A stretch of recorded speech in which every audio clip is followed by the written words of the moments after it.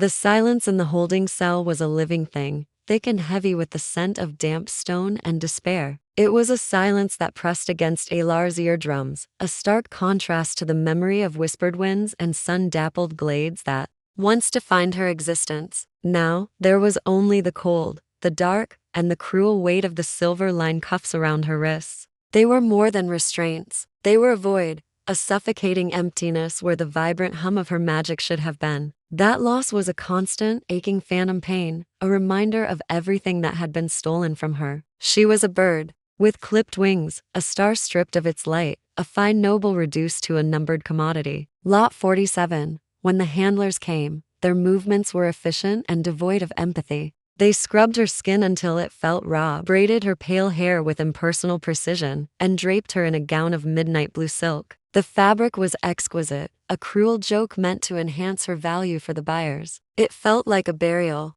shroud. She offered no resistance. Her spirit, once as wild and untamed as the deepest forests of her home, had been hollowed out, leaving behind a shell of numb resignation. The betrayal that had delivered her into this nightmare was a fresh wound, and the memory of familiar faces twisted by greed was a poison in her veins. The walk to the auction block was a procession of shame. Heavy velvet curtains parted, and she was led into a cavernous hall that reeked of opulence and avarice. The air was a cloying mixture of expensive perfume, old money, and the distinct predatory energy of powerful supernaturals. A sea of faces turned towards her, their eyes dissecting her worth with cold calculation. Ancient vampires with lifeless eyes, warlocks whose fingers crackled with acquisitive magic, and most unsettling of all, the Lycan lords whose gazes held a feral hunger that made her skin crawl. She was a prize, a trinket, a potential boost to a bloodline or a conduit for power. The auctioneer's voice was a smooth, practiced instrument, extolling her purity, her rarity, her potential. Each word was a violation.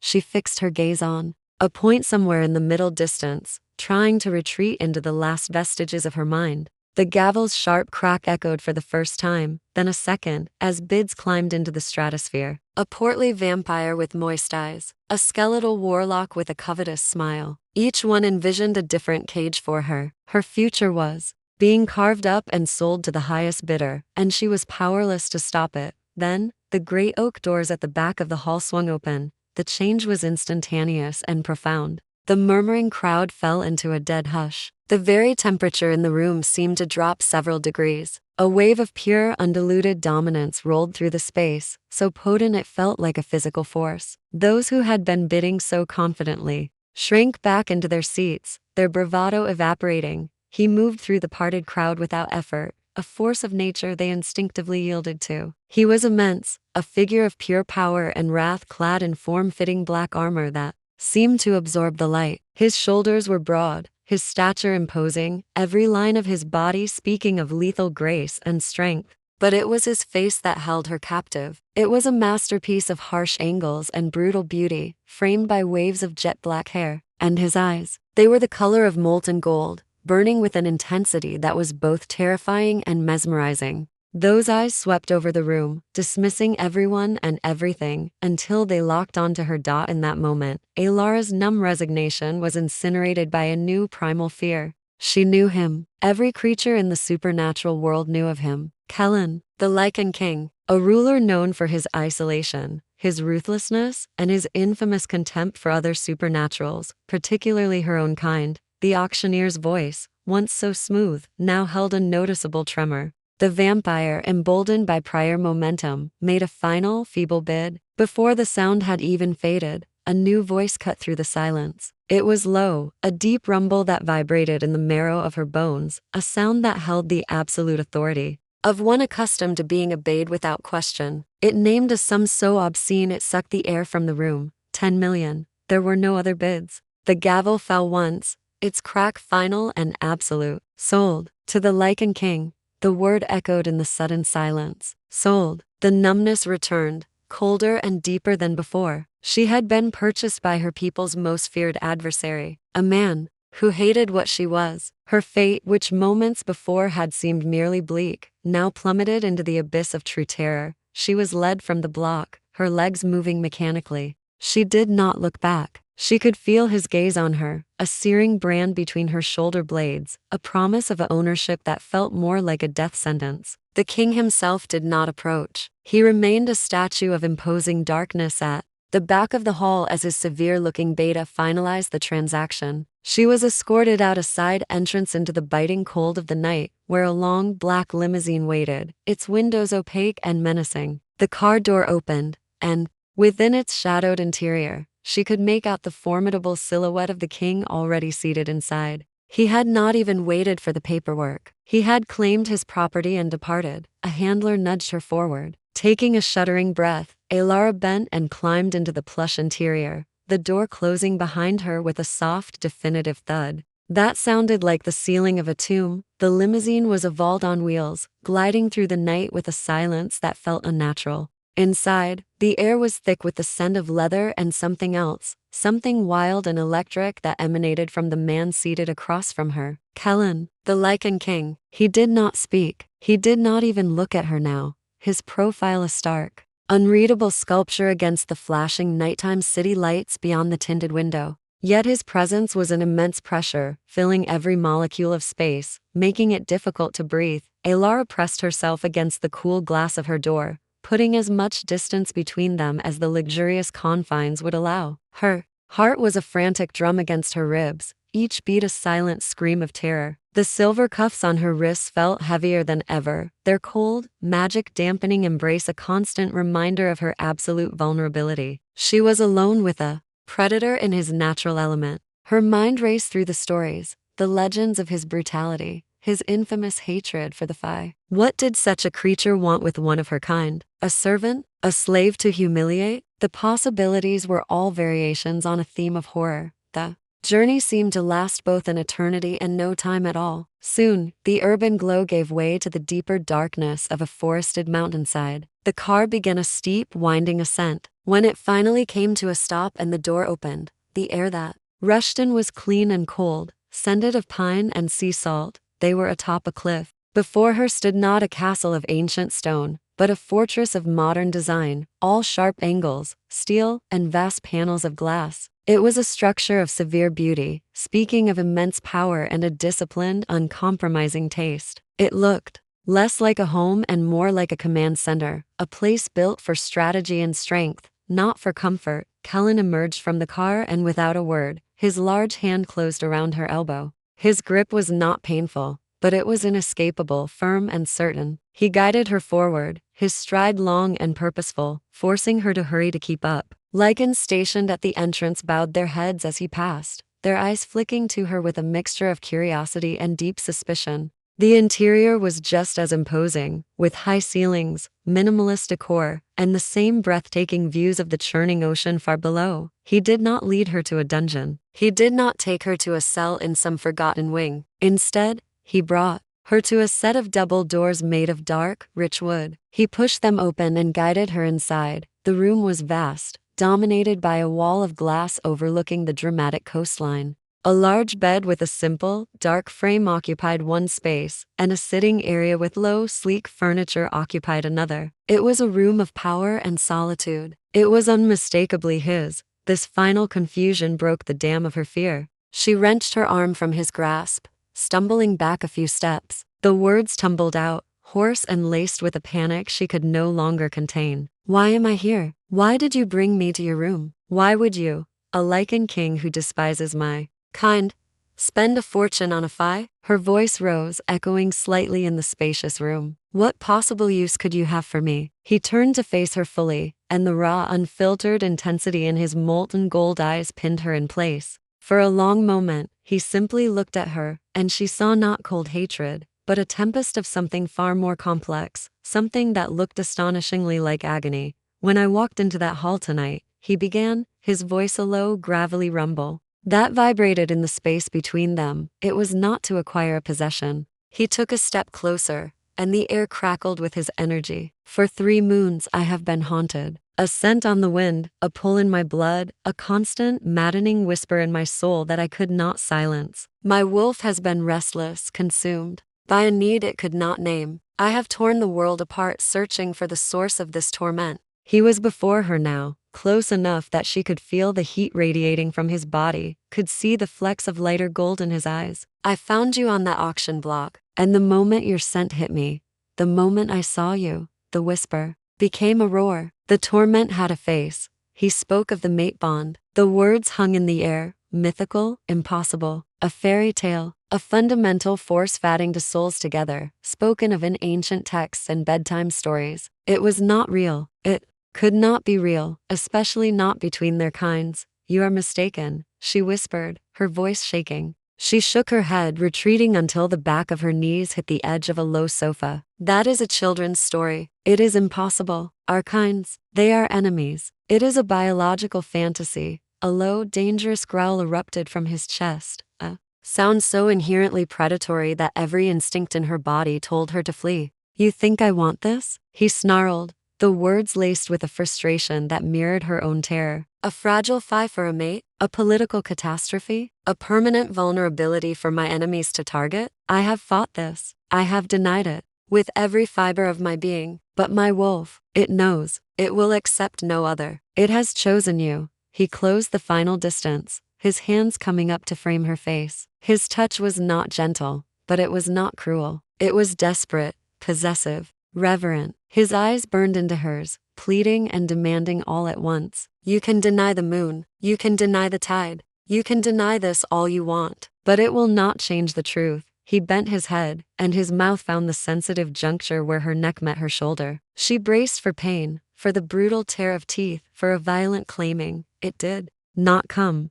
Instead, his lips were searingly hot, a heat that had nothing to do with fire and everything to do with pure, unadulterated magic bloomed where his mouth met her skin. It was a brand that sank deep, past muscle and bone, directly into the very core of her soul. A shockwave of power exploded through her, so vast and overwhelming her knees buckled. His arms caught her, holding her upright as the world dissolved into a vortex of light and sensation. Her magic, once stifled and faint, roared to life like unleashed tempest. But it was no longer alone. It intertwined with something else, something fierce, wild, and profoundly ancient. His essence, his Lycan power. Gold and silver light swirled behind her eyelids, two opposing forces not clashing, but weaving together into something new, something infinitely stronger. The feeling was not of violation, but of completion, of a lock she never knew was empty, finally clicking shut with a resonance that shook the universe. When he pulled back, his chest was heaving, his eyes blazing with a light that was purely lupine.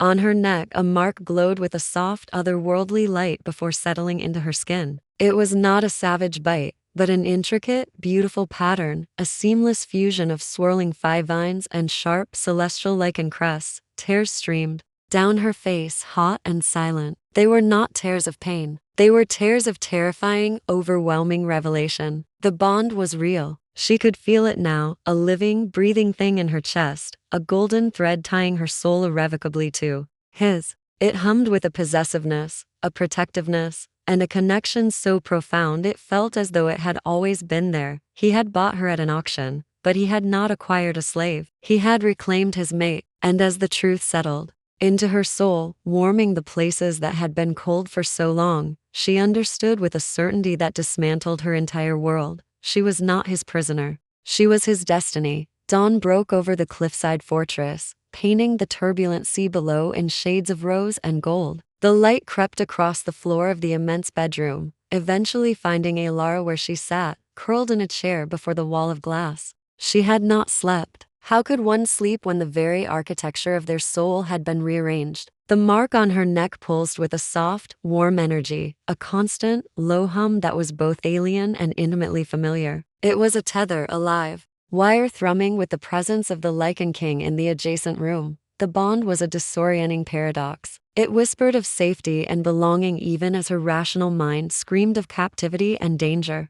She could feel him, a vast, calm pool of potent energy on the other side of the door, a sensation so deeply ingrained after only a few hours it was as if she had always been aware of him. It was terrifying. It was, against her every instinct, somehow comforting. The door opened and he entered, dressed not in armor but in dark, tailored trousers and a simple shirt that did little to diminish his formidable presence. He carried a tray which he set on a low table beside her. On it was a simple breakfast, a pot of tea that smelled of herbs from her homeland, and a cluster of night-blooming flowers she had not seen since her capture. The gestures were small, but deliberate. They were not the actions of a jailer. "Your magic will need sustenance familiar to you," he said, his voice quieter than it had been the night before. The gravelly edge softened. "It will help you feel more grounded." She looked from the flowers to his face, searching for mockery, for deception. She found only a stark, serious intensity. "Why are you doing this?" The question was a whisper. "You have what you wanted. The mark is made." A shadow crossed his features, a flicker of that same frustration she had seen before. "I have what fate demanded," he corrected, his tone firm but not unkind. "I do not expect you to understand it today, or tomorrow, but you are my mate. That means your well-being is my primary concern. Your comfort is my responsibility." He did not stay. He left her to eat in silence, and the absence of his physical presence made the bond within her chest ache with a strange, hollow longing. It was this feeling, more than anything else, that convinced her of the bond's reality. Her own mind and body were betraying her fear, responding to a connection she had not chosen. Later, a severe-looking female Lycan arrived. Her name was Rhea, and she stated, the head of the household guard, assigned as Elara's attendant and protector. Her demeanor was all sharp angles and military precision, her eyes assessing. She showed Elara around a section of the fortress, a guided tour that felt more like a strategic briefing. The stronghold was a revelation. It was a masterpiece of disciplined design, where sleek modern lines were seamlessly integrated with the raw power of the natural cliff face. It spoke of a people who valued strength, order, and clarity. There were training grounds where shifts of warriors moved through complex drills with lethal synchronicity. There were quiet libraries housing ancient texts. There were communal halls where the sound of robust conversation echoed. And everywhere they went, eyes followed them. The looks were not all hostile, but they were universally wary, a pack uncertain of a new, foreign element in their midst. Rhea's commentary was clipped and factual. "The king's quarters are the most secure wing. Your presence there ensures your safety. The western terrace is open, but you will not walk there alone." Each statement was a reminder of her status. She was both prized and potentially endangered. The isolation was a different kind of cage. She was surrounded by a thriving community, yet she was utterly apart from it. She was a symbol, an anomaly. She felt the weight of their suspicion, their traditionalist views on purity and strength. To them, she was a fragility, a complication, a weakness in their formidable king. Her only constant was him, Kaelen. Their interactions became the axis upon which her new world turned. He would seek her out in the evenings, often finding her on the terrace overlooking the sea. He did not try to force conversation. Sometimes he simply stood with her, his silence a companionable thing rather than an oppressive one. He began to share fragments of his world, his voice a low, resonant rumble in the twilight. He spoke of the burdens of kingship, the constant balancing act of power and protection. He talked of the history of his people, their struggles and their pride. He did not offer pretty stories. He offered truths. He was a ruler who valued loyalty above all else, and strength not just of body, but of character. She saw the weight he carried, the loneliness that came with absolute authority. She saw the man beneath the crown, the wolf beneath the skin, and it disarmed her completely. The bond between them was a living thing, stretching and growing in these quiet moments. It was a low-level hum of awareness, a magnetic pull that made her aware of his proximity at all times. It was the reason her fear began to slowly, inexorably transform into something else, a terrifying fascination, a reluctant trust. One evening, as they watched the stars appear over the dark water, he turned to her. "The bond is not a chain, Elara. It is a bridge. I cannot force you to cross it, but I will stand on the other side and wait for you." The use of her name, her true name, spoken with such gravity, undid her. She looked at him, truly looked at him, not as the monstrous Lycan King of legend, but as Kaelen, the man fate had inexplicably tied her to, the man who had brought her tea and flowers, the man who bore the weight of a kingdom and now, the burden of a resistant mate. The terror was still there, a cold kernel in her stomach, but it was now entwined with a single, undeniable thread of hope. She gave him the slightest of nods, a silent acknowledgement of the bridge between them. It was not A crossing, not yet, but it was no longer a refusal. The fragile peace of the cliffside fortress proved to be an illusion, a calm eye in a gathering storm. The first cracks appeared, not with a shout, but with the arrival of a delegation from the summer court. Their procession was a brilliant, discordant splash of color against the Lycan stronghold's stark grays and blacks. Led by a cousin she had once trusted, a fine named Theron with eyes like shards of emerald and a smile that never reached them, they brought not congratulations, but a thinly veiled inquisition. They were received in a formal greeting hall, a room of polished stone and austere beauty. Elara stood beside Kaelen, the silken folds of a borrowed Lycan gown feeling like a costume. Theron's gaze swept over her, lingering on the mark visible on her neck, his expression a masterful blend of concern and condescension. "Princess Elara," he began, his voice a smooth melodic poison. "The court was distraught to learn of your circumstances, sold to a Lycan pack. It is a fate no child of the summer court should ever suffer." He turned his chilling smile toward Kaelen. "King Kaelen, we have come to understand this situation, and to negotiate for the return of our stolen royal." The air in the room grew heavy. Kaelen did not move, but the energy radiating from him shifted from neutral to predatory stillness. "No one was stolen." Kalen's voice was low, a rumble of distant thunder. "A mate bond has been claimed. She is where she is fated to be." Theron's smile tightened. "A fascinating story, a convenient one. The Phi do not recognize such bonds with your kind. We see only one of our own taken under duress. Her will compromised by magic she does not understand." His eyes flicked back to Elara, a silent command. In their green depths, "You must be confused, dear cousin, overwhelmed. We are here to take you home." The words were a key turning in a lock, unlocking the box where she had stored her betrayal and her fear. This was the same voice that had promised her safety before leading her into the trap that ended on the auction block. The political maneuvering, the elegant lies, it was all so familiar and so vile. She found her voice, and it did not shake. "I am not confused, Theron." The use of his name without title was a deliberate slap. "I remember everything quite clearly. I remember who I was with before I was taken. I remember the conversations that seemed so innocent before the silver nets fell." A flicker of surprise quickly crossed his face. The delegation shifted uncomfortably. She had not been supposed to remember. She had been supposed to play the traumatized victim, to be easily retrieved and silenced. Kalen's hand came to rest on the small of her back, a solid, unwavering point of contact. The bond between them flared, a surge of his strength flowing into her, quieting her trembling nerves. "You will leave my territory," Kaelen said, the command absolute. "You will take this message back to your court. The princess is under my protection. She is my mate. Any further attempt to claim otherwise will be considered an act of aggression." The threat hung in the air, cold and lethal. Theron's pleasant facade finally cracked, revealing the cold ambition beneath. He bowed,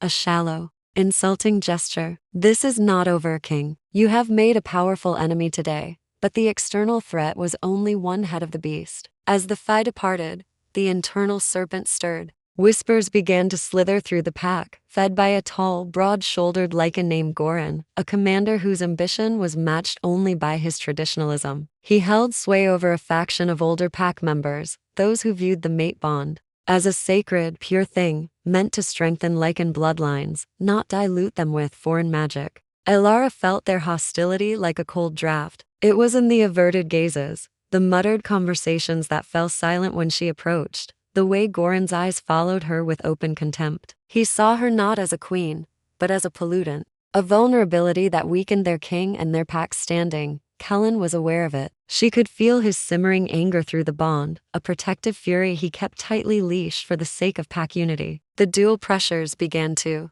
force them into a reluctant alliance. They started to spend more time together in his study, a room filled with maps and tactical reports. He began to ask her questions about Phi politics, about Theron's alliances, about the subtle ways her people waged war. Her answers were not those of a frightened girl. They were the strategic assessments of a royal who had been raised in a court of knives and smiles. She explained the layers of meaning behind Theron's words, the likely factions supporting him, the economic and magical pressures the Phi might bring to bear. She saw a new respect dawn in Kalen's golden eyes. He was not just protecting a victim. He was consulting with an equal, This newfound collaboration was a fragile thing, but it was theirs. It built a tentative bridge over the chasm of their differences. They were no longer just a Lycan and his mate. They were two rulers, strategizing to protect what was theirs. The tension culminated on a night of a howling gale. Elara, unable to sleep, had gone to the library for a book. The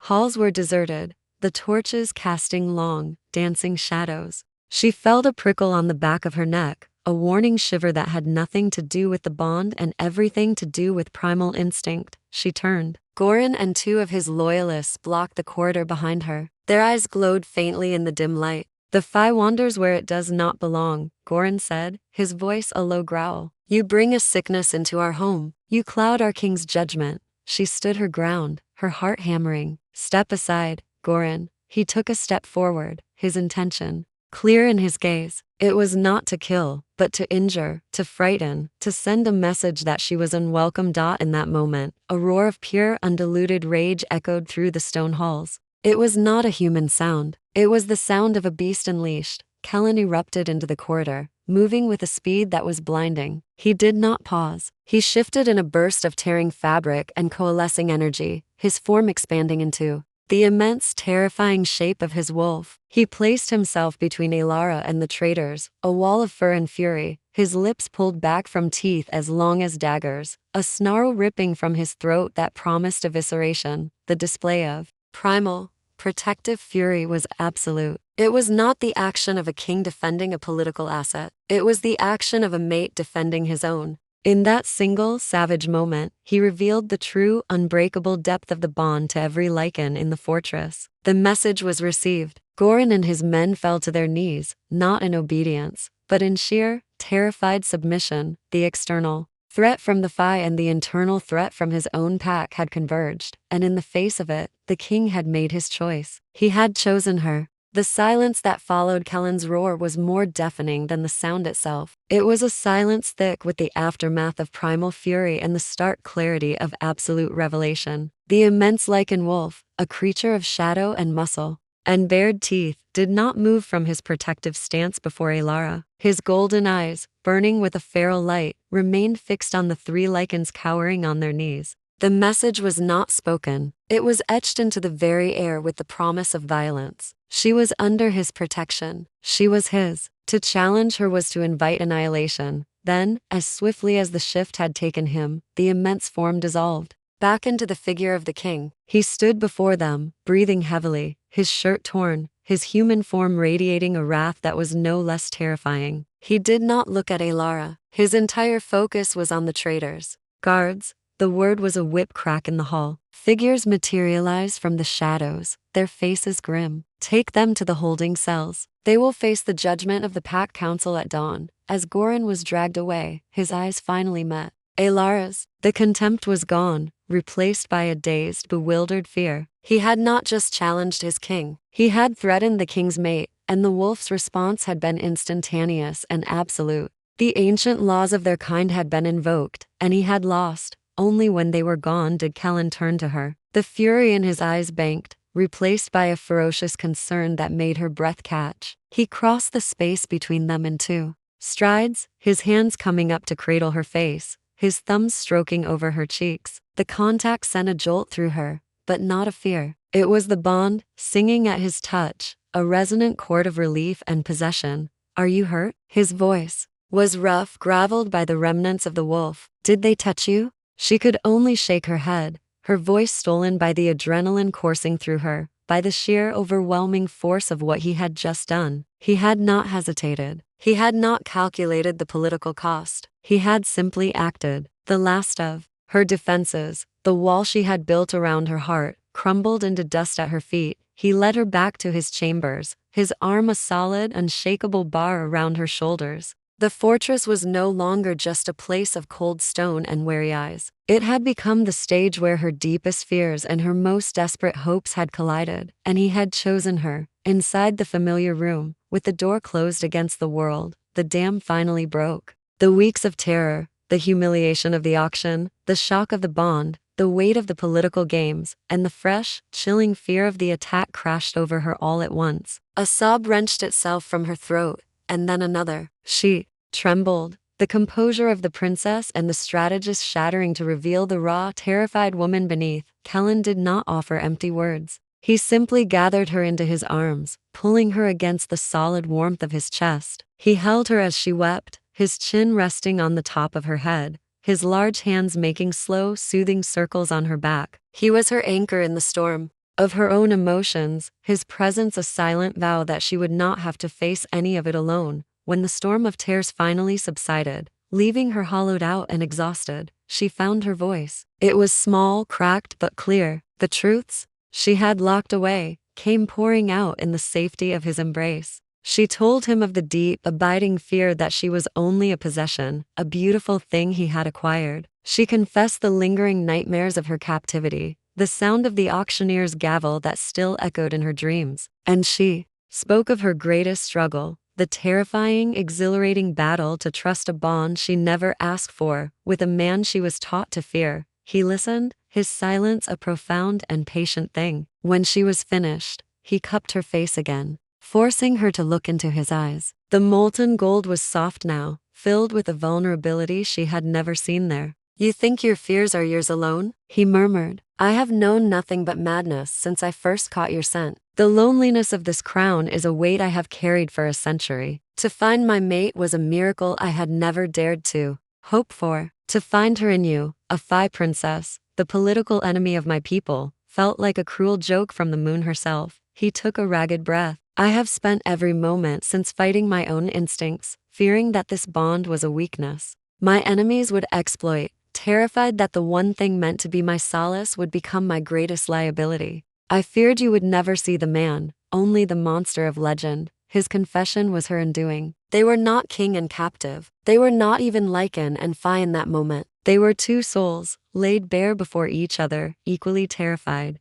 equally vulnerable, equally bound by a fate they were only just beginning to understand. The space between them vanished. It was not he who closed it, nor she. It was the bond itself, pulling them together with the inevitability of gravity. When his lips met hers, it was not a claiming of conquest, but a surrender. It was a sealing of a pact, an acknowledgement of every spoken fear and every silent hope. The kiss was a catalyst. It unleashed the bond completely, allowing their magics to finally, fully intertwine without reservation. A brilliant, warm light enveloped them, a fusion of silver Phi radiance and golden Lycan power that pulls through the room, not with violence, but with a profound, harmonious energy. It was the feeling of two missing halves clicking into place, of a symphony finding its final chord. The connection was no longer a tether, but a complete circuit, thrumming with a love that was both fated and chosen. She kissed him back with all the passion and trust she had been so afraid to give, her fingers tangling in his hair, pulling him closer. The world, with all its dangers and politics, fell away. There was only this, him, her, the truth of their union, finally and irrevocably accepted. The mate bond was no longer a sentence. It was their salvation. The warmth of the previous night, the profound unity of their souls, did not fade with the dawn. It settled into the stone of the fortress, a new foundation upon which everything else would now be built. When Elara woke, it was to the solid warmth of Kaelen beside her and the resonant hum of the bond, no longer a disquieting stranger, but a familiar, vital part of her own heartbeat. They were no longer two separate entities navigating a forced proximity. They were a single unit, a confluence of power and purpose. The time for defense was over. They began their work that very morning in Kaelen's war room. The change in their dynamic was palpable. Where before there had been a careful distance, now there was an easy proximity. His hand would rest on the small of her back as they studied maps. Her input was no longer sought as a courtesy. It was awaited as a crucial element of their strategy. They moved with a synchronicity that felt ancient, his Lycan tactical brilliance perfectly complemented by her Phi understanding of subtlety and political nuance. The first order of business was the internal threat. Gorin and his conspirators were brought before the Pact Council. Elara stood at Kaelen's right hand, not as a silent ornament, but as a queen. When Gorin dared to level a final, spiteful glance her way, it was she who spoke, her voice clear and ringing in the council chamber. "You speak of purity and strength," she said, her gaze unwavering. Yet you skulk in shadows and threaten a lone female. You believe my presence weakens your king. You are wrong. It is your disloyalty that weakens this pack. True strength does not fear difference. It incorporates it and emerges greater. Her words, spoken with the unwavering authority of her royal blood and the newfound power of her bonded status, silenced the last murmurs of dissent. The council, seeing the united front of their king and his mate, passed its judgment. Exile, a fate worse than death for a pack-oriented creature. The message was sent. The pack would be united. With their home secure, they turned their gaze outward. The threat from the summer court required a response, but not the one Theron would have expected. They would not muster an army. They would wield a far more precise weapon, truth. They planned their move with meticulous care. A summit was called, a neutral meeting on the borders of their territories. When Theron arrived with his delegation, he expected a confrontation, a negotiation perhaps. He did not expect to see Elara seated on a raised platform beside the Lycan King, not as a rescued victim, but as a ruler in her own right. Her posture was regal. Her eyes held a cold light he had never seen in her before, and the mate mark on her neck was displayed without shame. Kaelen began, his voice the calm, implacable force of a tidal wave. You come under the guise of concern, bearing false claims of theft. We are here to correct the record. Then, Elara took over. She did not shout. She did not plead. She simply laid out the truth with the devastating precision of a surgeon's blade. She described the specific conversations, the exact promises Theron had made before her capture. She named his allies within the court, his financial dealings with the illicit auctioneers, his plan to remove her from the line of succession and use her eventual rescue as a political tool to seize power for himself. Theron's polished composure shattered. She lies. The bond has corrupted her mind. She speaks with the voice of the beast that controls her. It was his final, fatal mistake. A slow, silvery light began to emanate from Elara, the pure, unadulterated magic of the hi-fi, untainted by any Lycan influence. It was power in its most primordial form, proof that her will was entirely her own, the only one who seeks to control others. Here is you, cousin, she said, her voice echoing with a power that made the very air vibrate.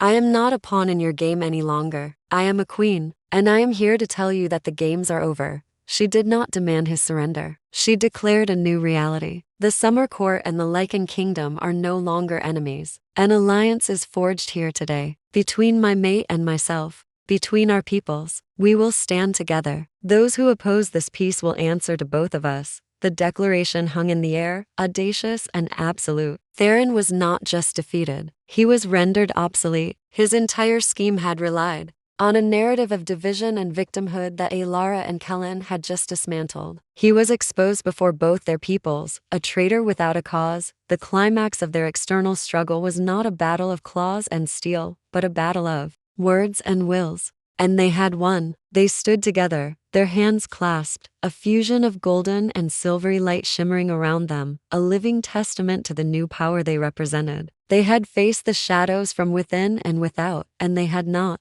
only prevailed, they had transformed the threat into the foundation of a lasting peace. The bond that had begun as a personal torment was now the bedrock of a political revolution. The silence that settled over the fortress in the days that followed was profoundly different from the one that had greeted Elara's arrival. That had been a silence of suspicion and watchful waiting. This was a silence of deep, earned peace. It was the quiet of the world after a storm has passed, leaving the air washed clean and the earth ready for new growth. The threats had been neutralized, the traitors exiled, the political winds shifted. A new accord, fragile but brimming with potential, now existed between two ancient peoples, all because of a bond that had once seemed impossible. Elara walked through the halls that were now her home, and felt not the weight of hostile eyes, but the respectful nods of a pack that had witnessed her strength and accepted her as their own. She was no longer the Phi prisoner or the strange, marked queen. She was their Luna, her magic and her will woven into the very fabric of their collective spirit.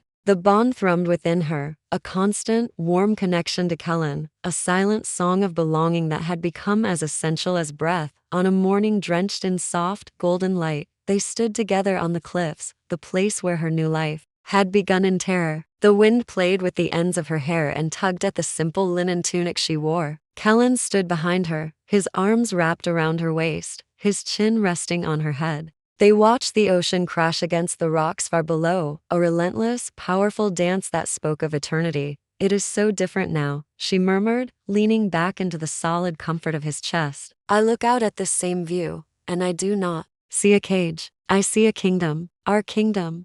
His arms tightened around her. It was always meant to be yours, he said, his voice a low rumble she felt through her entire body. I was just waiting for you to see it. She turned in his embrace, lifting her face to his. The mark on her neck, once a brand of fear, now felt like a badge of honor, a beautiful testament to their journey. She saw her reflection in his molten gold eyes, not as a frightened girl, but as a woman, whole and powerful and loved. We have overcome so much, she said, her voice soft with wonder. Prejudice, betrayal, violence. We were a transaction of flesh that became a communion of souls. He brushed a thumb across her cheekbone, his touch infinitely gentle. We were not a transaction, my love, he corrected her, his gaze holding hers with an intensity that still made her heart stutter. I was merely the instrument fate used to bring you home. The auction was a darkness we had to walk through to find our light. The price I paid was not for you. It was to clear the path to you.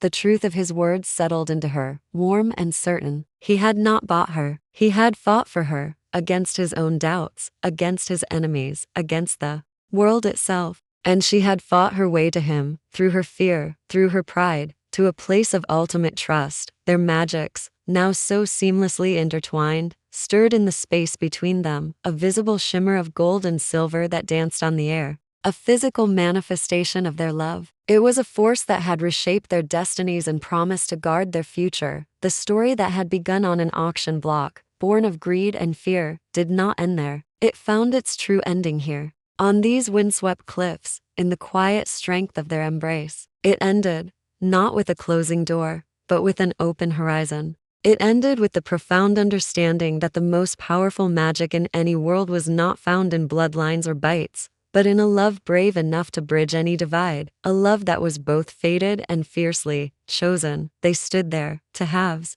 of a single soul, watching the sun climb higher into the sky, their future an unwritten page waiting for them to fill it together. The end.